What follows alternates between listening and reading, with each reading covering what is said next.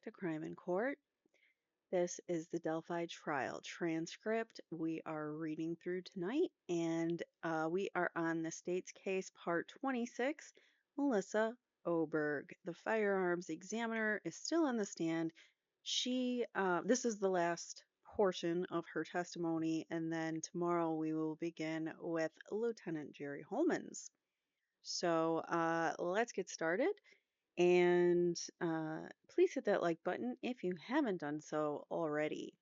We left on a break, so that's where we broke at the last bit. The jury was out, and now they are back in, and we are back on the record in the afternoon of whatever day this is. I'm not really sure. The court says, okay, we're back on the record. Apparently, the issue with the jurors is these weren't marked, so they weren't aware that they had all of the exhibits that were introduced by the defendant, the Q through X. So they do have them. They just don't have them in any particular order. All right. Are we? Mr. Rosie says, do you have a problem with me maybe just taking those exhibits and showing them so they can mark them? Court says, I don't care. Jody's got the exhibits. Mr. Rosie says, whatever would be easier on. Court says, yeah, Jody's got them. They're over there. All right. Are we ready to bring them back in? Are we about done with cross? Mr. Rosie says, I'd say about 15 minutes, maybe 20. Okay. And then the state will have redirect? Briefly, says Mr. Luttrell. Court says, I mean, I don't think we're getting to your DNA person today at this point. At the rate that we're going, I don't imagine that that's going to happen. Mr. McClellan says, Judge, as a point of clarification, we had planned on that tomorrow. Court says, okay. Mr. McClellan says, but as a point of clarification, is the court thinking this is going to be the last witness for today, or is the court expecting us to put on an additional witness? I had anticipated you putting on additional witnesses. Me too. What? He said he wasn't going to, and now he's saying he does. Okay. I don't know. Mr. McLeland is very confusing. But it's 4 o'clock now, says the court, so I'm not too sure. No offense. When lawyers tell me a time, I usually doubt it. And that, no offense, but I don't believe you lawyers. Mr. Rosie says, that's all? Mr. McClellan says, Judge, the court says, I at least double it in my mind. Time estimates. When a lawyer gives a time estimate, she doubles it. Mr. McClellan says, I think we're all pretty exhausted, Judge, so either way the court decides, I think we'll be fine with that. Court says, with just finishing up with Ms. Oberg. Mr. McClellan says, I think everybody's. Court says, am I saying that right? Oberg? Witness says, yes. Mr. McClellan says, sufficient with that, Judge, but I defer to the court. So the court says, okay, so all right, well, let's bring them back in. The bailiff says, all rise. Did they get anywhere with that? I don't really understand. The jury is back in now. The bailiff says, thank you, you may be seated.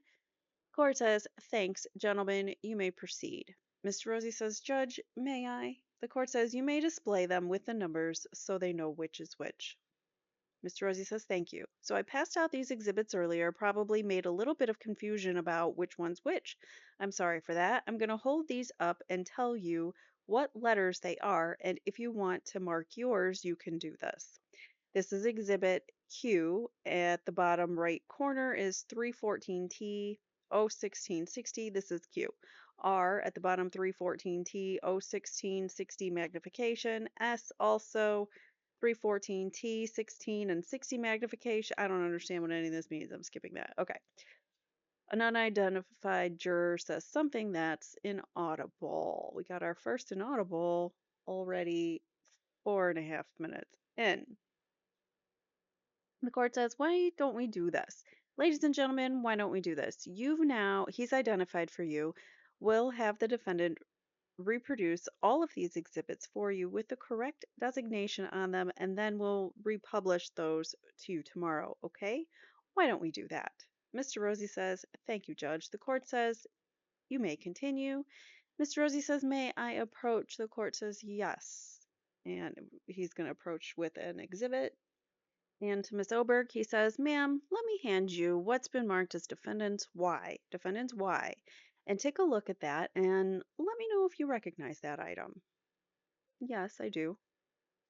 And is this basically your certificate of analysis with regard to firearm 024 and that we have referenced earlier, an unspent cycled cartridge 016, and we've been talking about today?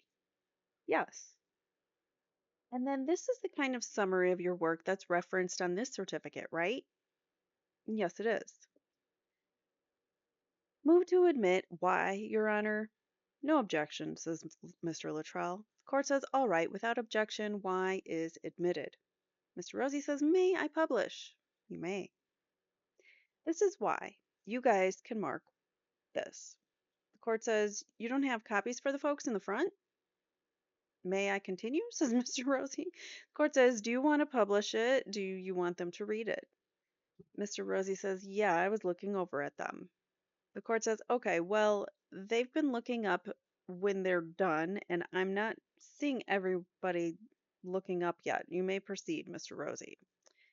He says, thank you, Judge. And may I approach the witness? Yes, you may. Let me hand you what's been marked as Defendant's 2. Take a look at that, Ms. Oberg, and just let me know when you're... The court says, I'm sorry, 2? Z.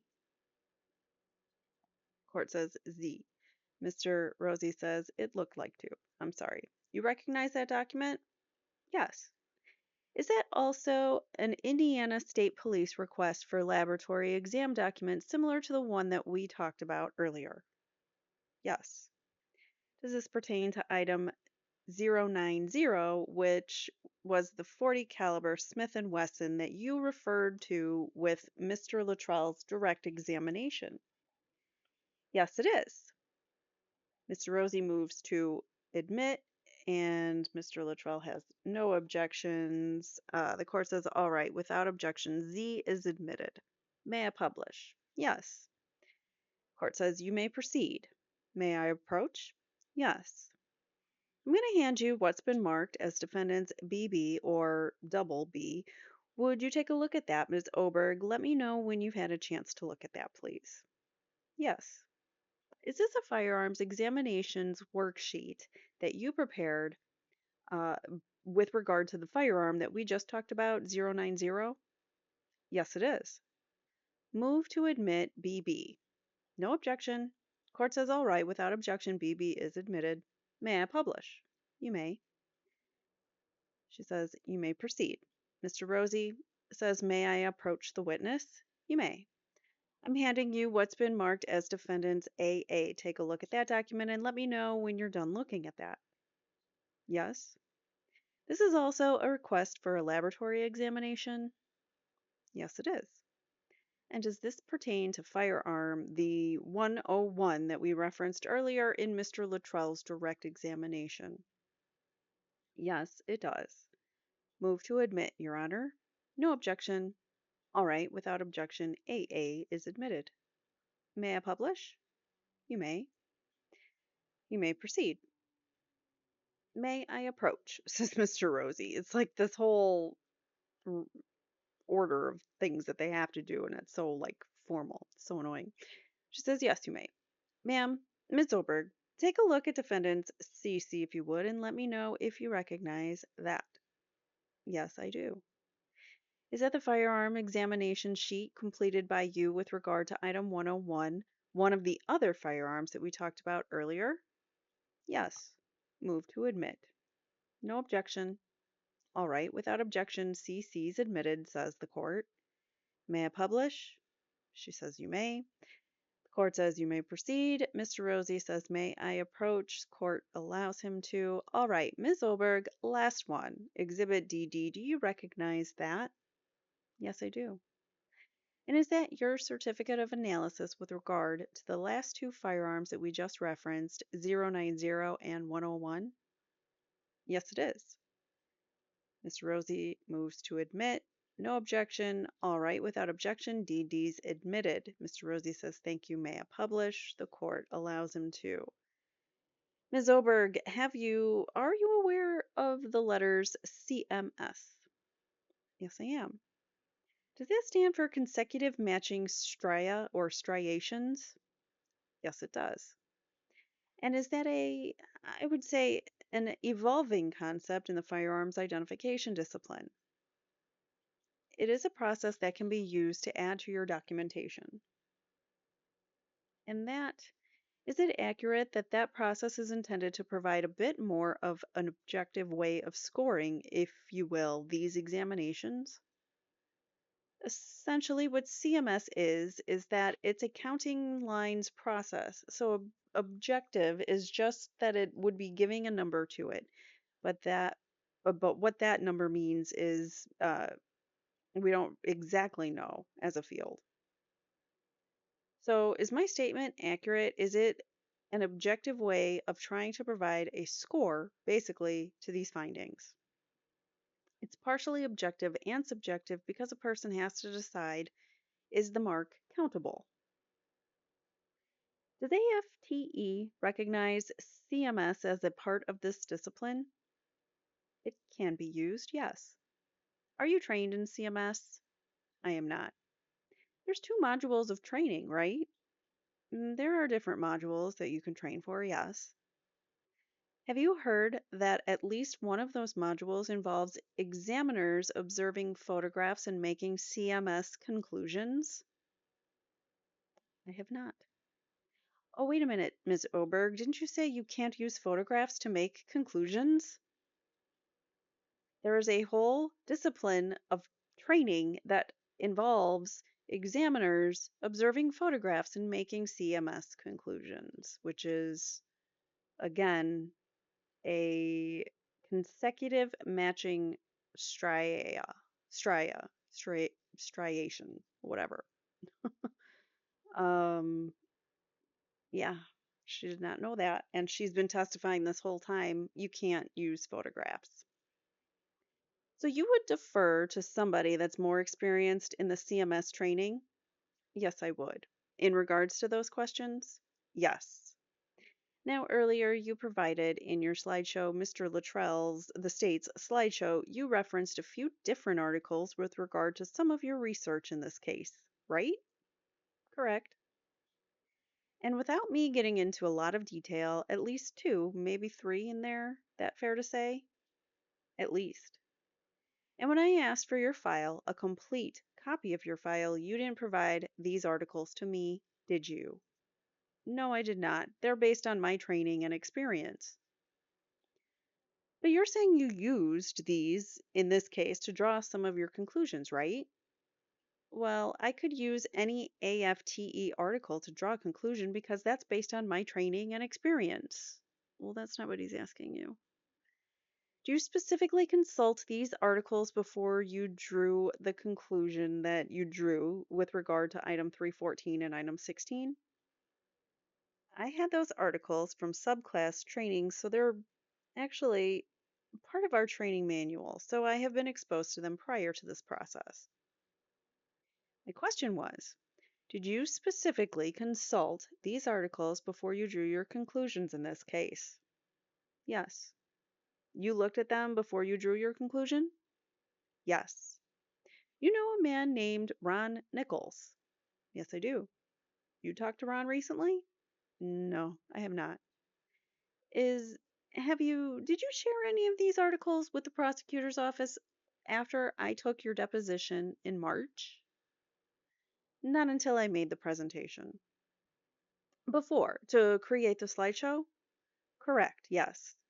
But you didn't share them with me, did you? No, I did not.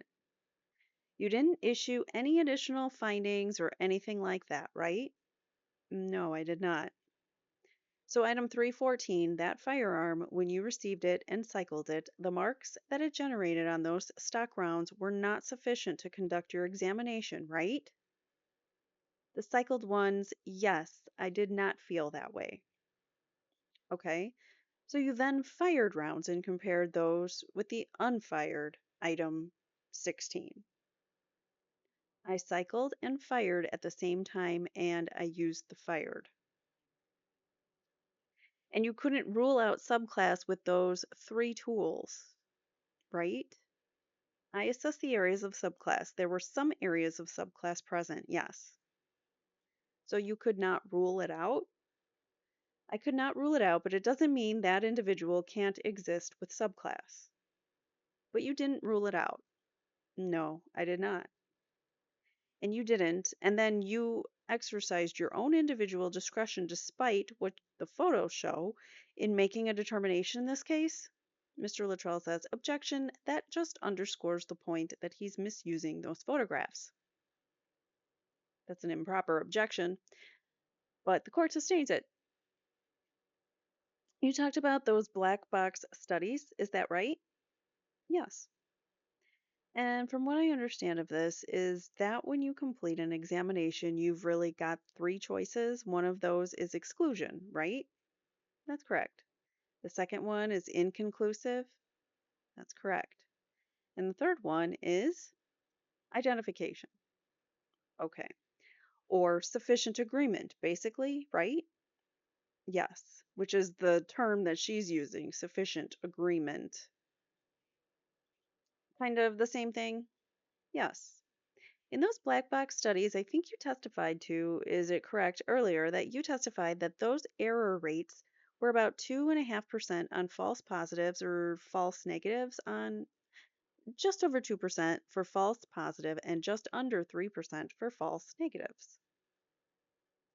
But from a statistical standpoint, those studies allowed the individual participating to opt out if they were inconclusive, didn't they? What do you mean by that? I'm not quite sure. Well, there was in there. There was an option for them to choose inconclusive, correct? The middle option? Yes. And that was not counted as part of the statistical findings, was it? No, it was not.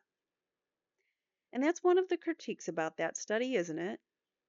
Well, there's an ongoing debate, and no one has actually officially made a decision as to how they should be counted. But if we're going back to PCAST and if we're considering them an advisor, they said that they should not be counted as an error.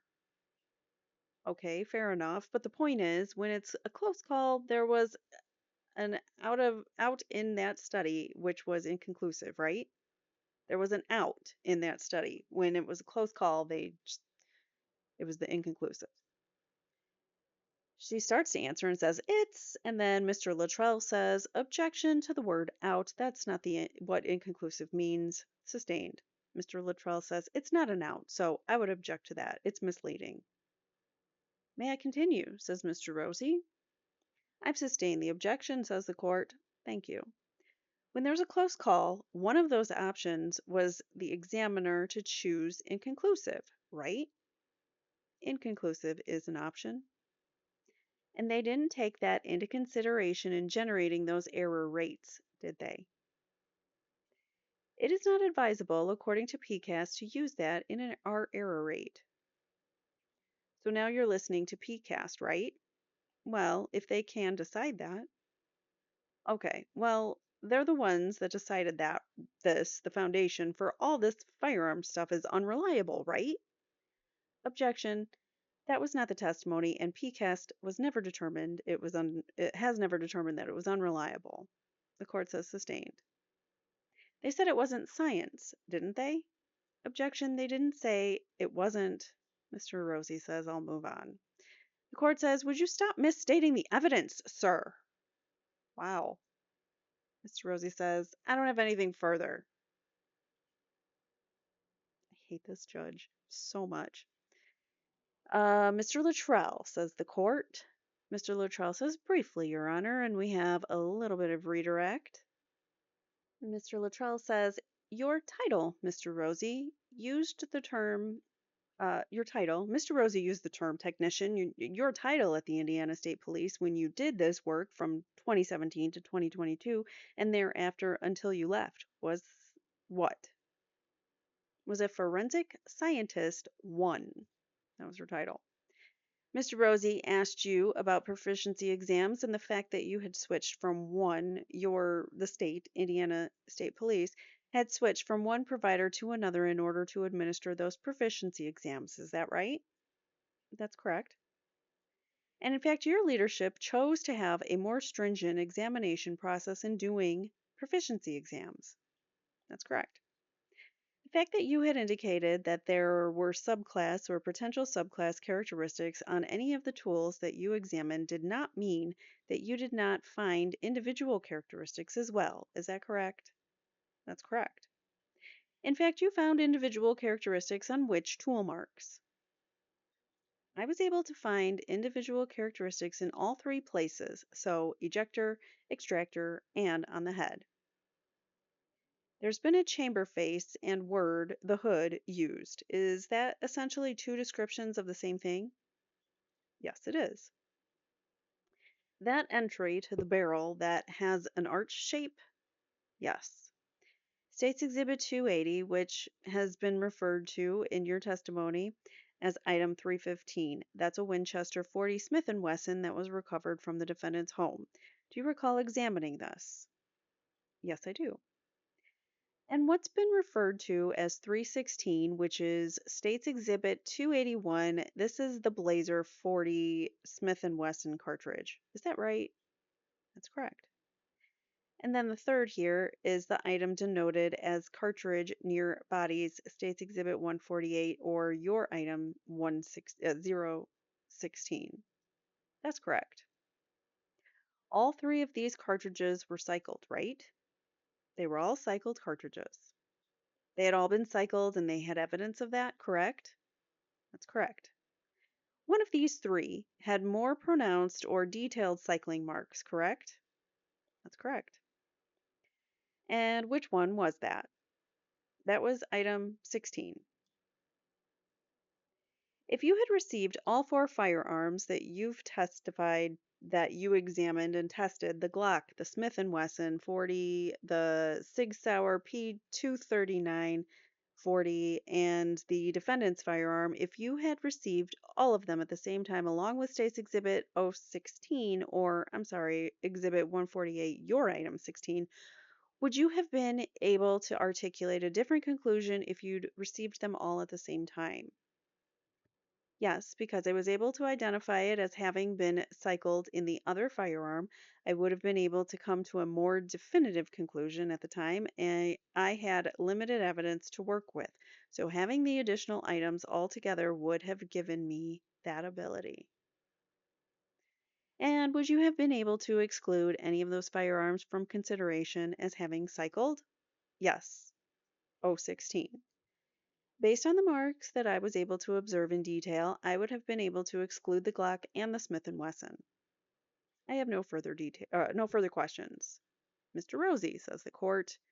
Now we have recross. Mr. Rosie asks, you have a computer in your office? At home, or are you talking about at work? At work? Yes. You still have access to the state police information as it relates to this case? I have the access that's been given to me as I've requested it, but no, I do not have the ability to go into the computer system. I have to actually request everything. That's confusing. She says, I have access that's been given to me, but she still has to request everything? I don't understand that. She's contradicting herself in the same answer. You could have reached out to them and generated some additional reports that excluded those other three firearms, couldn't you? If someone requested it, and that could have happened, yes. Yeah, I requested information from you along with them, didn't I? Yes, you did. You knew I was interested in it. Yes. But you didn't issue any supplemental report saying you excluded those other 3 or 4 guns that Mr. Luttrell was asking you about, did you? No, I did not. You didn't say anything about any of that in the deposition either, did you? I was not asked about it. 200 pages, right? Yes. I asked you about almost everything, didn't I? A lot of stuff, yes. Your designation as a forensic scientist that's a state created designation, isn't it? It is a state created designation. You can get on the Indiana State website and see designations for lots of different positions in your lab. right? Yes. And they have the matrix where there's some pay scales, right? Yes, there is. There's not some designation you got from an accredited university or accredited or come from AFTE, for example, is it? No, it's not. And Mr. Luttrell asked you earlier about, well, you still saw some individual characteristics you said on those three tools, right? Yes, I did. All three, which you could not exclude subclass, right? That's correct.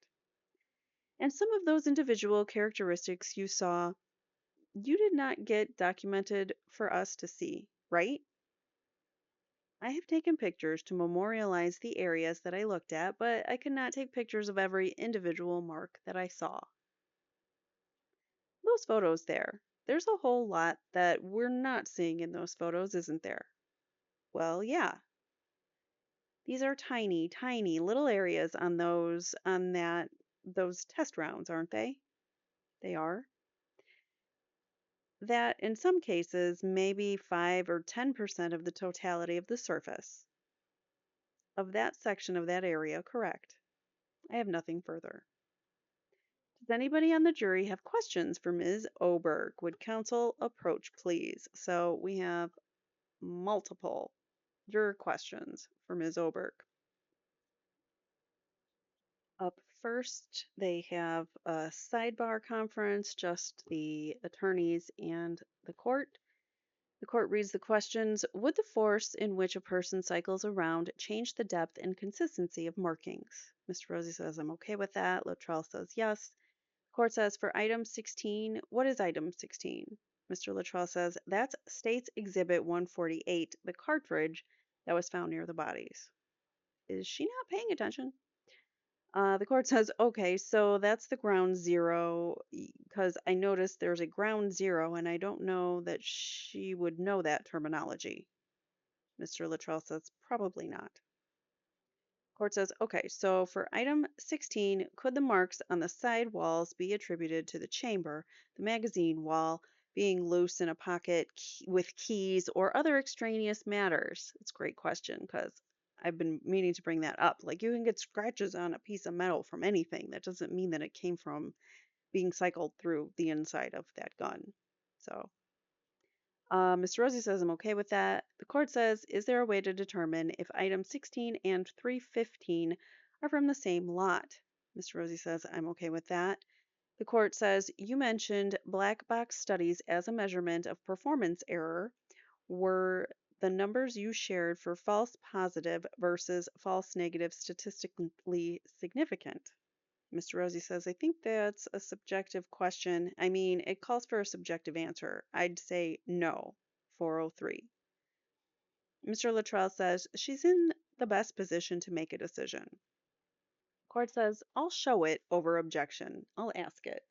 So Mr. Rosie objects and doesn't want it asked, and she's going to ask it anyways. Court says, how do false positives and or false negatives determine the proficiency of analysts, and how does that translate into the outcomes into the field? Mr. Rosie says, oh my God, I don't even know what that means. Mr. Luttrell says, we'd be a whole afternoon about that. The court says, I'm sure. Mr. Luttrell says, that's fine. The court says, she'll know what I'm saying because I sure as hell don't know what I'm saying. Mr. Rosie says maybe they should see if she's a member of AFTE. Court says she said she was. At this time, what is the industry standard in forensic analysis? Does the work you did align to that standard? How significant is having individual characteristics being found in 3 tool mark areas? Mr. Rosie says, yeah, that's fine. Mr. Luttrell says, yeah. Court says, in your examinations, is there a rubric or the like that correlates the greater, lesser, significant agreement?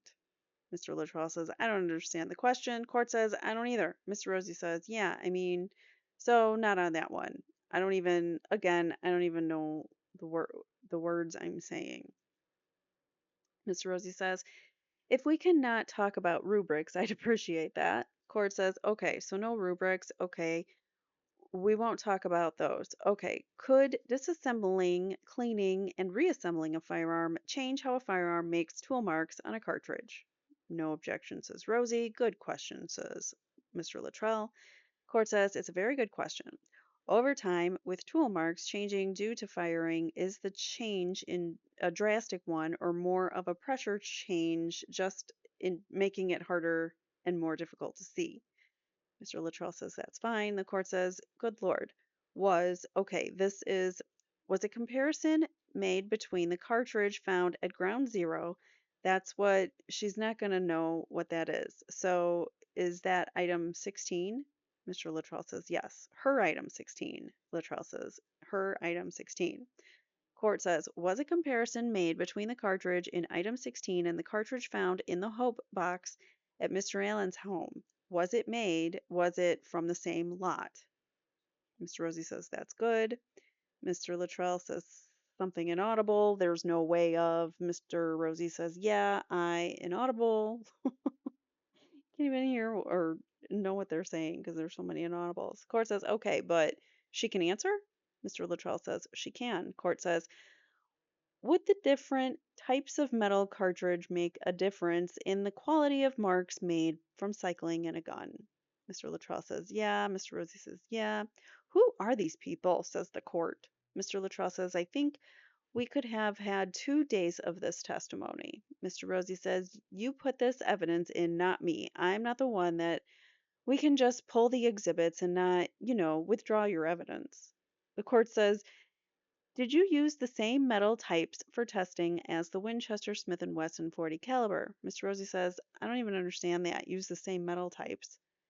Mr. Luttrell says, were the test fires the same, the test cycles the same? Mr. Rosie says, Mr. Luttrell says, are they the same? Mr. Rosie says, metal on the court says, that's kind of how I'm taking it.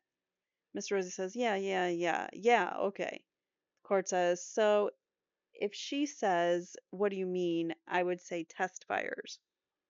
All right. It's been a ride, said Mr. Rosie. Court says, okay. Mr. Rosie says, well, the court says they're paying attention. They're paying attention. And that's what we want is paying attention. Thank you, says Mr. Rosie. So now this is in front of the jurors. The court asks the questions. And she says to the witness, Ms. Oberg, you got a lot of questions here. She says, okay, Miss Oberg, would the force in which a person cycles around change the depth and consistency of markings? Yes, it would. Court says, Mr. Luttrell, no questions. Mr. Rosie, 1 second. Can you be sure that every time you cycle that firearm that you're using the same amount of force? No, I cannot be. I have nothing further. Next question. For item 16, could the marks on the sidewalls be attributed to any of the following: the chamber, the magazine wall, being loose in a pocket with keys, or other extraneous factors? She says, so if we remember the gray arrow where I had shown on the PowerPoint, just that little line that I saw, I don't know what that's from. It didn't appear to be consistent with anything firearm related, but I can't be for sure. So there are reasons that you can get marks there that may not be associated to firearms initially, but I can't tell you definitively because I didn't ID it to anything. Court says, okay, any follow-up, Mr. Luttrell? No. Mr. Rosie? No, ma'am. Next question. Is there a way to determine if item 16 and item 315 are of the same lot? Witness says no. Mr. Luttrell? No. Mr. Rosie? No, ma'am. Could disassembling, cleaning, and reassembling a firearm change how a firearm makes tool marks on a cartridge? She says there is potential. Court says, Mr. Luttrell, no questions. Mr. Rosie, no questions. Like, you don't have questions about that? She just, I guess maybe you don't want to go too far and then have her like push back, but that's a good answer for the defense that there's a potential that those markings could change over time. Over time, with tool marks changing due to firing, is the change a drastic one or more of a pressure change, just making it harder or more difficult to see? When it says it's not necessarily, I would say, a pressure change, it's just that there's a subtle wear that's going on. It's not dramatic. It could be that during the process, it's just wearing away at those individual marks. Mr. Luttrell, just one question, I think. Was there the very studies on longevity, including the 10,000 round study? What do those studies indicate to you about the persistence or longevity of a firearm? They are persistent for I can't tell you how long. It's not typically a short amount of time. It really depends what the conditions have the firearm has been exposed to throughout that longevity period. In our studies, they'll do very minimal cleaning because you have to eventually, because you'll get buildup of stuff in there, and that's why it needs to be cleaned. But there's not, I can't tell you definitively how many rounds it's going to take for all of that to go away. There's no like, hey, it's 5,000 rounds and it's just suddenly disappears or drops out. It's more of a subtle, gradual thing that occurs over time. How do you know that if you don't know and can't give us a specific? No more questions. Mr. Rosie? Mr. Rosie says, so what I'm hearing is there's a lot of external factors that could impact that process. There's, yes, some of which naturally occur in the gun when it's fired, and others which are just from outside influences. That's correct. And is it accurate to say that they, for example, in the Sig Sauer, when they make these guns, they try to make them as identical as possible, one from the next? Which, when they're trying to recreate the same exact thing over and over and over again, right? They're trying to make the product similar. Yes, they're not producing everything, though, consecutively, so the extractors, ejectors can come from different areas or different places, but the outside appearance to the person who buys it, yes, it's going to look similar. So, because all those tools come from different places, they could make different marks. They could make different marks. So, more impressionable than others. That's correct. Nothing further. Next question. Was a comparison made between a cartridge in item 16 and the cartridge found in the Hope box at Mr. Allen's home? Yes, I did observe those two together. Mr. Luttrell? I believe you may have covered it, but with all those numbers, it may not have been clearly presented by me. But what was the result of your comparison? Just to double check, 315 was the first cartridge, not 316, correct? 315 is the Winchester from the defendant's home. Testimony's been in it came from the Memento box, his Hope box. Yes, there was a comparison done of that.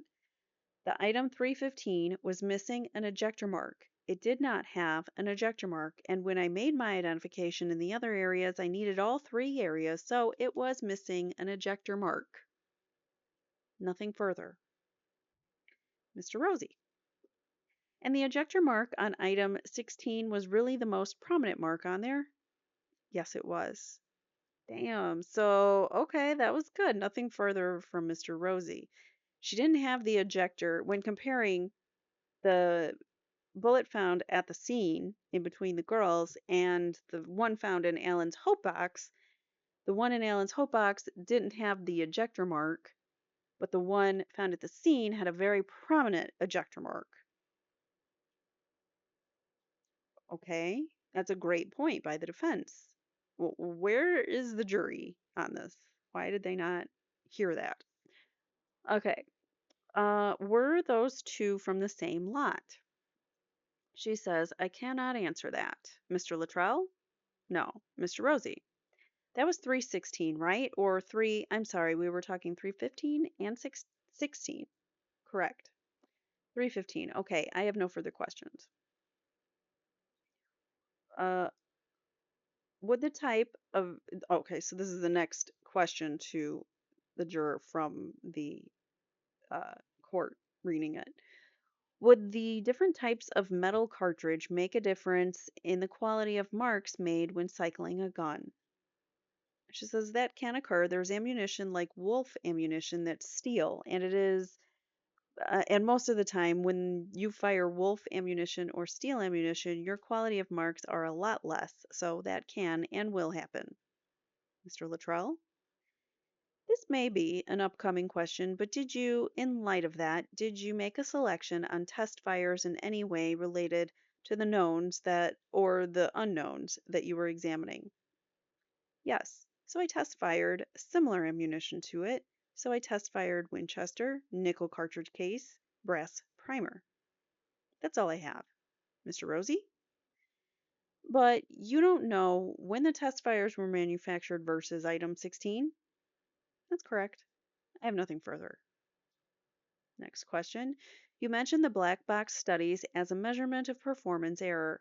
The numbers you shared for false positive versus false negative, how did those percentages affect outcomes, and how important is it in providing accuracy in your findings?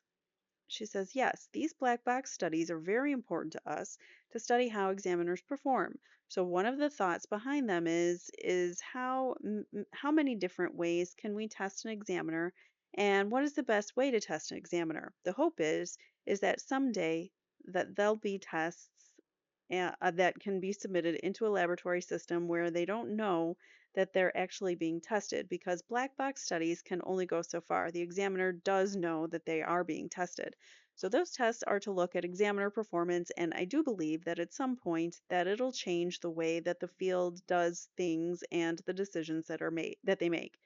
One of the important things about the final black box study that was done is that some laboratories use a 5-point scale and some laboratories use 3-point scale, and so the 3-point scale is what our laboratory used. It seems to be that there's a bigger variation with the 5-point scale, so I do see that that will be something that AFTE will latch onto and change that thought process, that that is probably the recommended process. Did she even answer the question?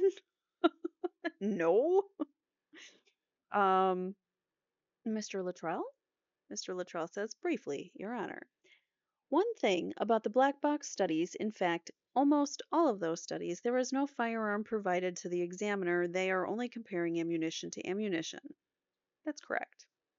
Also, there is no verification process where, well, that just proves that she doesn't know how to do, she's not being tested in proficiency on her tool markings coming from a gun then, is she? She's just comparing. She's not able to identify it back to a specific gun.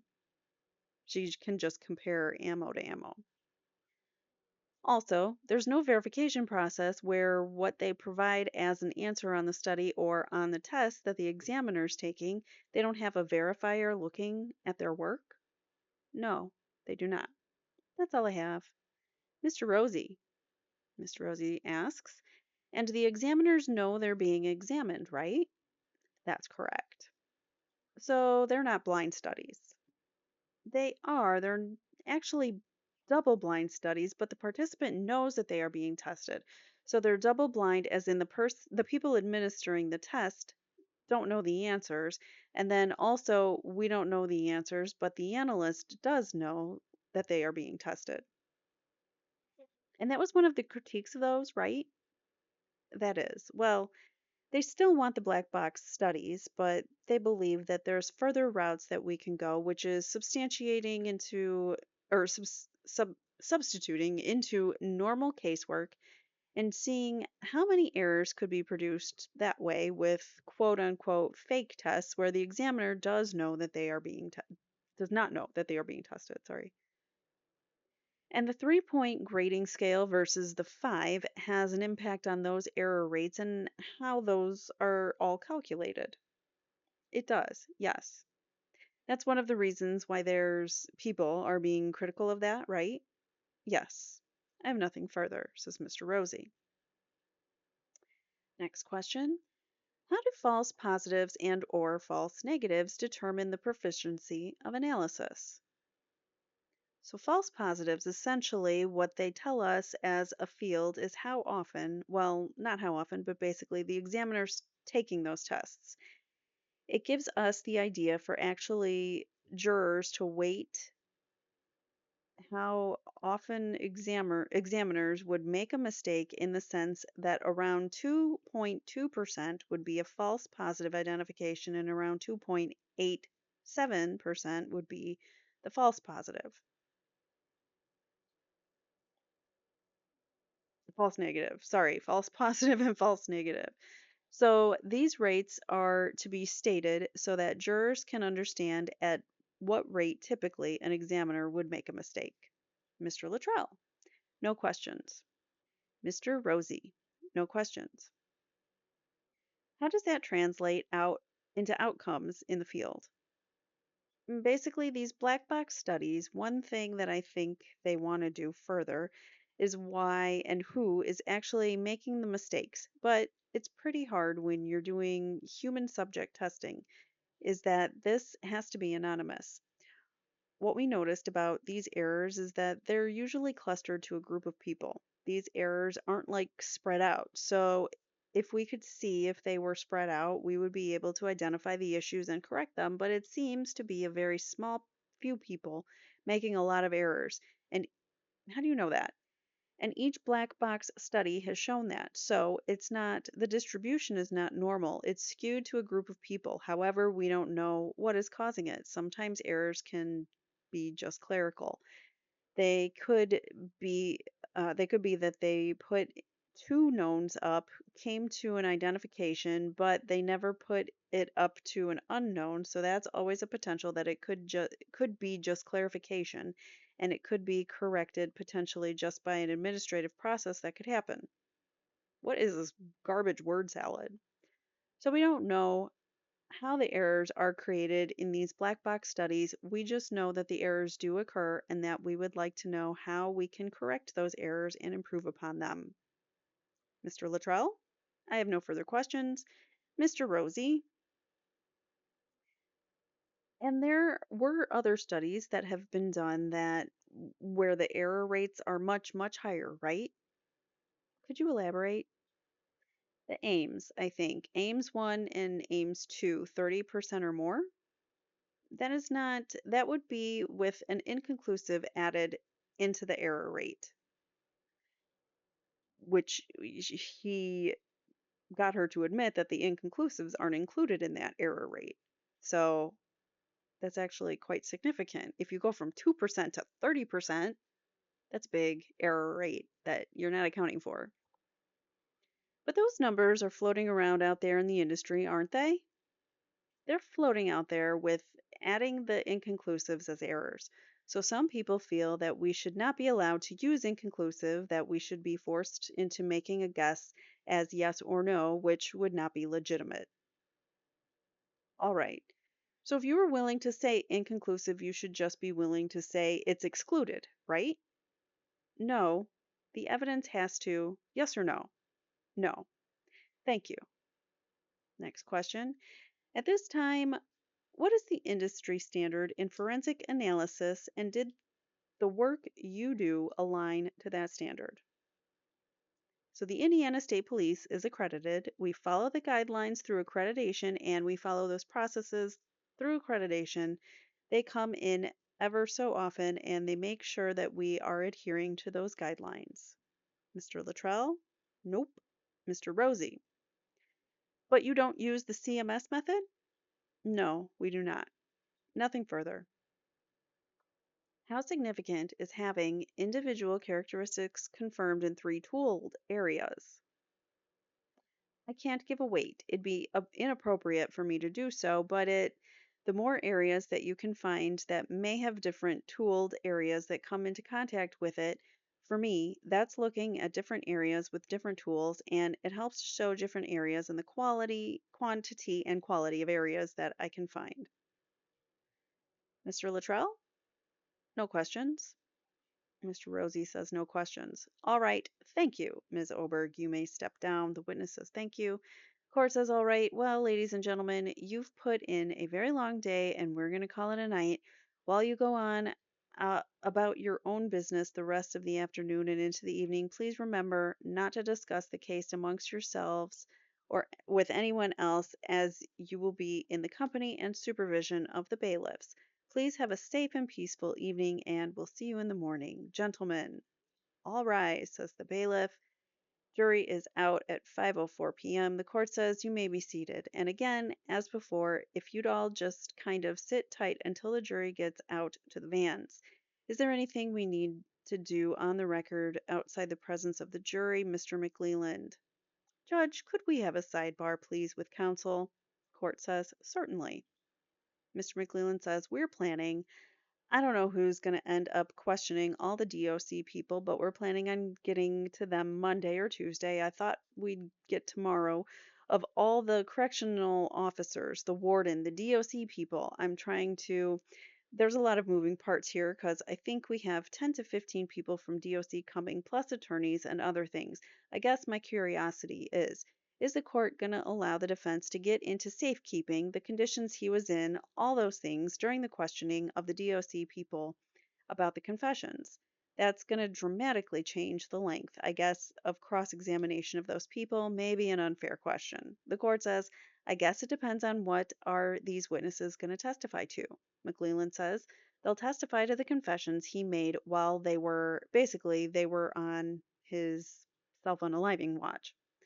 Okay, says the court.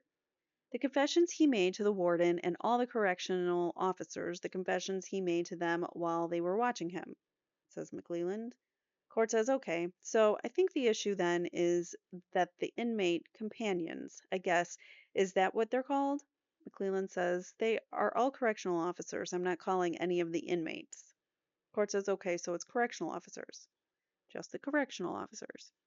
Well, the correctional officers don't have anything to do with the safekeeping. That's for the warden. I mean, if they're going to question the DOC people, then that's for the warden. Well, I think, says Mr. Rosie, and the court cuts him off and says, and the doctor. She testified about that, and you've got doctors that are going to testify about that. Mr. Rosie says, I think they have perceptions about the conditions that existed at the time he made the statements. Sorry, a really loud car that went by. What his environment was like and the circumstances that he was under. And they're actually in the best position to explain those things because they are the ones that had the most contact with him. Court says he's talking about the safekeeping order. Mr. Rosie says, well, are you? Mr. McLeland says, are you then? Mr. Rosie says, I think. Mr. McLeland says, I think that's what I'm getting at here is, are you going to allow him to question the correctional officers are testifying about things that Richard Allen said to them? Are you going to allow the defense to go into, well, what condition was he in? Do you agree that condition was, a prisoner of war? I mean, all these kinds of. Court says, well, you can get there. They can testify about their observations of Mr. Allen and his demeanor. Mr. Rosie says, I mean, that's what you asked for 2 weeks ago. Mr. McLeland says, no, I'm fine with that. It's just going to be, Mr. Rosie says, the time. Yeah. The length of cross, says McLeland. I agree with that. Yeah, says Rosie. McLeland says, and so, I've got 15 people coming in. Mr. Rosie says, I agree with that. McLeland says, which I have. The court says, well, I mean, and at this point, we need to cut off the cumulative,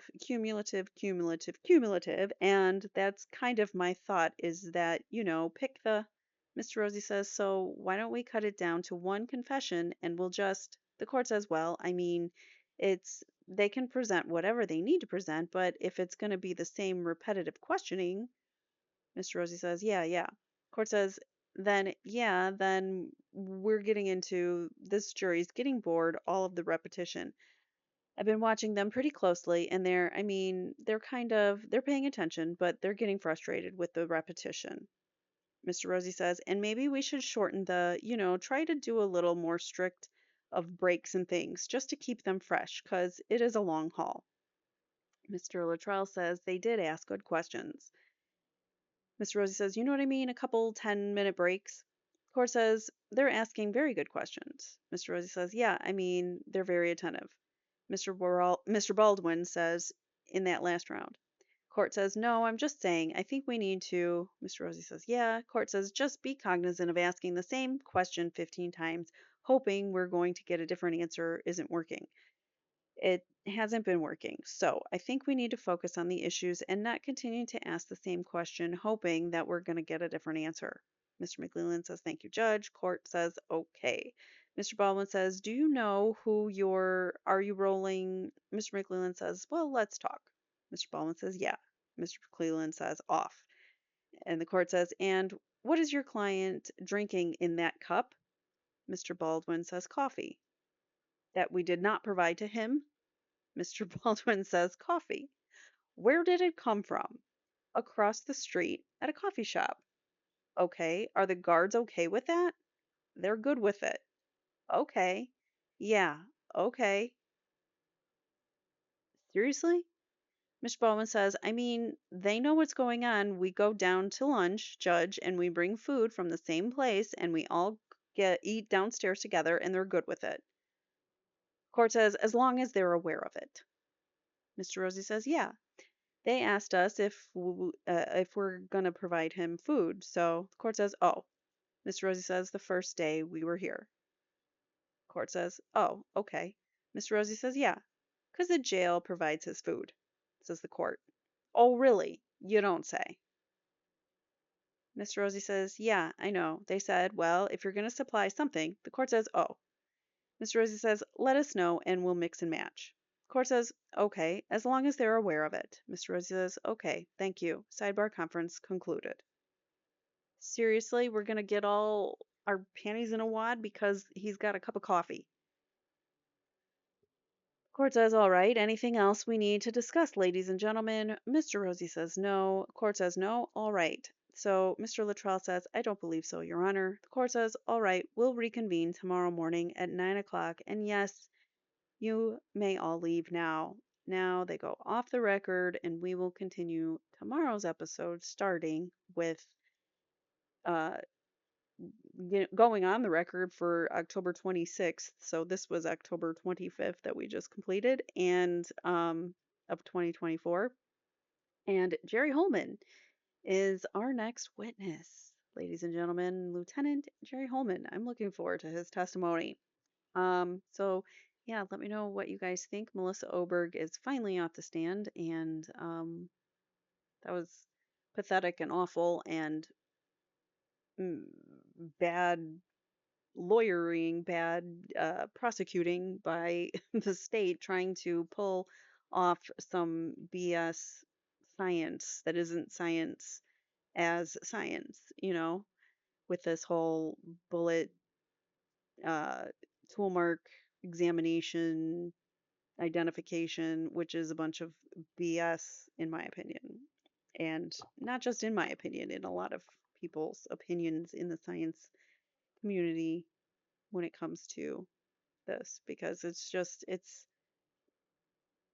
you can't possibly say that this is the only specific gun that will make these markings. It's impossible because you don't have all the guns. It's junk science, and our courts need to catch up to what is junk science. And it takes an incredible amount of determination and other cases where this kind of science comes into question, and it needs to, it can't be done overnight where it just becomes junk science. It takes multiple cases over time where people are getting convicted over junk science, and then eventually it becomes junk science because we're like, hey, let's question this. People haven't been questioning it properly, or we're analyzing it improperly. And it's scary that people go to prison for junk science, saying this bullet matches this bullet. Well, actually, no, it doesn't. And you only had one out of the two extractor marks or whatever. And, it's totally subjective, and we're putting people away for life for it. So that's all I have to say about that. Thank you guys so much for watching, and I hope that you join me tomorrow for Lieutenant Jerry Holman's testimony. I will see you guys then. Please hit the like button on your way out if you haven't done so already. Talk to you guys later. Bye.